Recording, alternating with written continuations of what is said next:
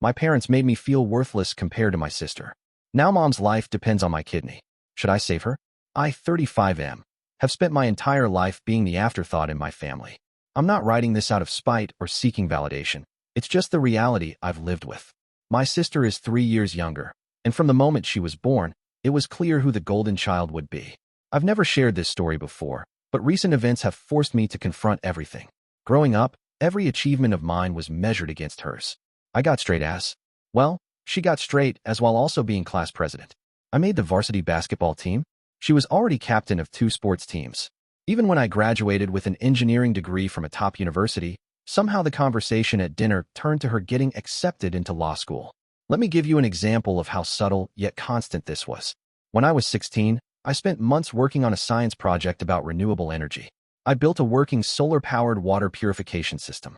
It won first place at the state competition, the first time anyone from our school had done that. My parents came to the ceremony, but they left halfway through because my sister had a piano recital. She was playing third chair in a group performance. They missed me receiving the award, and when I got home that night, all they wanted to talk about was how beautiful she looked on stage. I learned to live with it. I moved out at 18, put myself through college with scholarships and part-time jobs, and built my own life. My first year in college was tough. I worked 2 jobs while maintaining a full course load. One weekend, I couldn't make it home for my sister's birthday because I had to work. My mother didn't speak to me for a month. When I tried to explain about needing to pay rent, she said I was being selfish and should have planned better. That was actually the moment things changed for me. Not because it hurt, though it did, but because it was so absurdly unfair that I finally saw the pattern clearly. I stopped trying to earn their approval after that. I focused on building my own life instead. I met my wife during my senior year of college. She was the first person who ever really saw me, not as someone's brother or son, but just as me. She came from a healthy, loving family, and through them, I learned what normal family dynamics looked like. My mother-in-law remembers my coffee order. My father-in-law calls just to check in. Small things, but they matter. I got married, have 2 amazing kids now, 7 and 4, and run a successful consulting business. I keep contact with my family minimal, mainly holidays and occasional family events. My wife understands, and we've created our own traditions.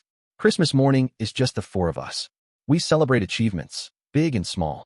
When our daughter made her first basket in kiddie basketball, we all went out for ice cream. When our son learned to write his name, it went straight to the fridge. I promised myself my children would never wonder if they were enough. Last month, my mother was diagnosed with severe kidney disease. Both kidneys are failing, and she needs a transplant. The doctors say without one, she has maybe a year, and quality of life during that time would be very poor. My sister immediately got tested but wasn't a match. My father isn't eligible due to his diabetes. Then they tested me. I'm a perfect match. Not just compatible, perfect. The doctor said it's the kind of match they rarely see outside of identical twins. The call came yesterday. My sister was crying on the phone, talking about how this was meant to be and how I could finally be the hero. She kept saying things like, "This is your chance to show them," and "Everything happens for a reason." My father sent a text saying they're ready to help with my recovery, whatever I need. He even offered to pay for private nursing care, though I make more money than he does now. My mother, she just sent a simple message. "I understand if you say no." That's what gets me. She understands. After 35 years, she finally understands. I've spent the last 24 hours thinking about every birthday where my gift was clearly an afterthought, usually something picked up from a gas station on the way home. Every school event they missed because my sister had something the same day. Every time I achieved something and the response was, "That's nice, but did you hear about your sister's latest accomplishment?" There was this one time, when I was about 12, I saved up my allowance for 3 months to buy my mother a necklace for Mother's Day. It wasn't expensive, probably costume jewelry from the mall, but I was so proud of planning ahead and picking it out myself. She opened it, said thank you, and put it aside. Then my sister gave her a handmade card, and my mother cried about how thoughtful and creative she was. I never saw her wear the necklace. Found it still in its box when I was helping them move years later. My wife says it's my decision. She'll support me either way, but she's worried about the recovery period. 6 weeks off work, limited ability to lift things for 3 months. With 2 young kids, that's not a small consideration. My children are too young to understand fully, but my 7-year-old asked why grandma doesn't come to her soccer games like her other friends' grandmas do. How do you explain decades of emotional neglect to a child? My friends are split. Half say I should do it because she's still your mother, while others say I don't owe them anything. My best friend, who's known me since college, put it this way. They're asking you to undergo major surgery to save someone who barely remembered your birthday. That's messed up. But then my cousin called and said, if you let her die when you could have saved her, you'll never forgive yourself. Here's the thing. I'm not angry anymore. I stopped being angry years ago. I'm just tired. Tired of being the backup plan. Tired of being the safety net. Tired of being remembered only when I'm needed. The irony isn't lost on me that after a lifetime of being second best, I'm suddenly the only one who can help. But I also keep thinking, if I say no, will I be able to live with that choice? Not because of what others might think, but because of what it would mean about who I am as a person. I've worked hard to be different from my parents, to be present, to be fair, to be kind. Would refusing to help make me just as bad as they were? Then again, maybe that's their voice in my head, still making me doubt myself after all these years.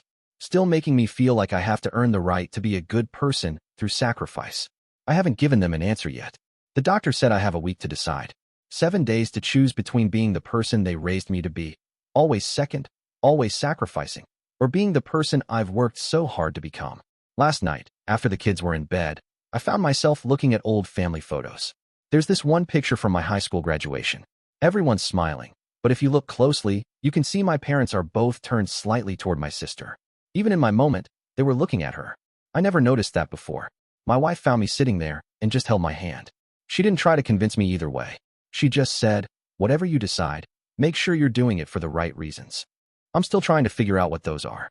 I don't know what to do. Part of me wants to say no, to finally stand up for myself. Another part thinks that maybe, by being the bigger person, I can finally find peace with all of this. And a small, quiet part wonders if saving my mother's life might finally make her see me. I know that last part is probably naive. Edit. Thank you all for the thoughtful responses. A lot of you have shared similar experiences, and it's honestly both comforting and heartbreaking to know I'm not alone in this. To address some common questions. 1. Yes, I'm in therapy. Have been for years. It's helped me process a lot of this. My therapist knows about the situation, but says this has to be my decision. 2. No, they never explicitly admitted to the favoritism. It was always subtle, the kind of thing that sounds petty when you try to explain it to others, but builds up over decades. Death by 1,000 cuts, as someone in the comments perfectly described it. 3. My sister isn't a bad person. She's just never had to think about how her success affected others. She was raised to believe she deserved everything she got. In her mind, she earned it all through hard work, never realizing the emotional support she received was something I never had. 4. For those asking about my kids' relationship with their grandparents, they see them at family gatherings, maybe 4 to 5 times a year. My parents remember their birthdays, but often send gifts that are clearly meant for children younger or older than their actual ages. My mother once gave my 7-year-old daughter a toy suitable for a 2-year-old, then the next week gave my sister's child of the same age an iPad. Edit 2. I've made my decision.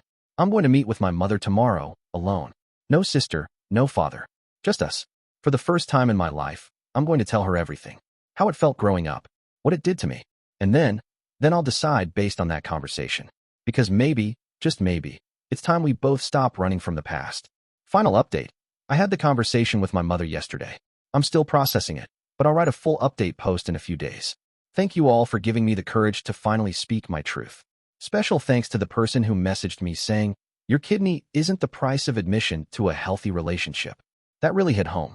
Sometimes the bravest thing isn't saying yes or no. It's finally being honest about why the question hurts in the first place.